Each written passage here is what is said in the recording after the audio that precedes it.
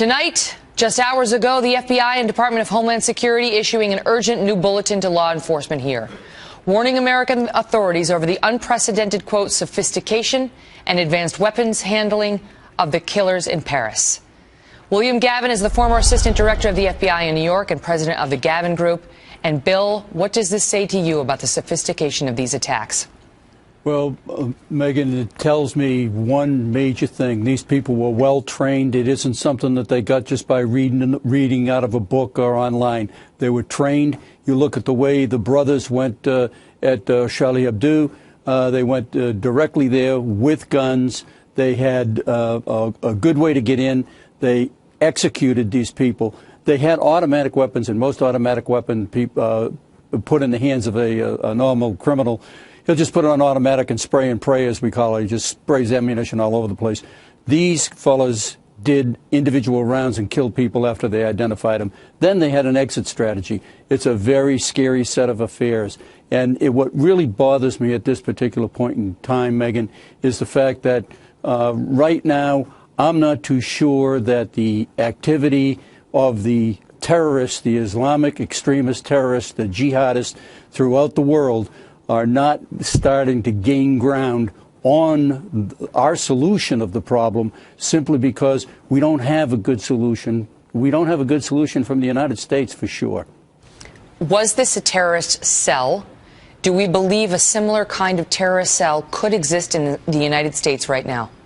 There is no doubt in my mind, Megan, that there is a terrorist cell doing exactly these, planning these kinds of things. Let's face it, America is the great Satan. And anything that they can do to kill Americans, to pull off a big performance such as they did in Paris, is going to be to their liking. They look at it as a huge publicity stunt. They are plotting it right now. We have been extremely fortunate in a couple of things. Number one, the ability of the law enforcement and intelligence services to work so well together throughout the country. And more importantly than that is the citizens of the United States of America. They see something, they say something. And that has been, along with good work and a good bit of luck, has been our saving grace so far. Bill, but it's going to happen. Charles Krauthammer was on Special Report earlier suggesting we have now entered a new phase in the war in which America finds itself immersed. Listen here. What's so important about this is the origin of the four killers, the brothers and the couple. They are born in France. I think we're now in sort of the third stage of the jihadist war against us. This stage in which training is received abroad, homegrown so-called radicals go abroad, receive training, and come back and unleash their training, their militarized training on how to kill innocents on their fellow citizens. That's what it's all about, Megan. And what I look at is, we look at what the highest leaders of our government do. Where are these people getting trained? They're getting trained in Yemen.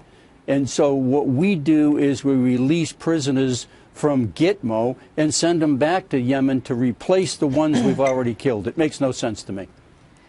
Bill, thank you for being here. My pleasure.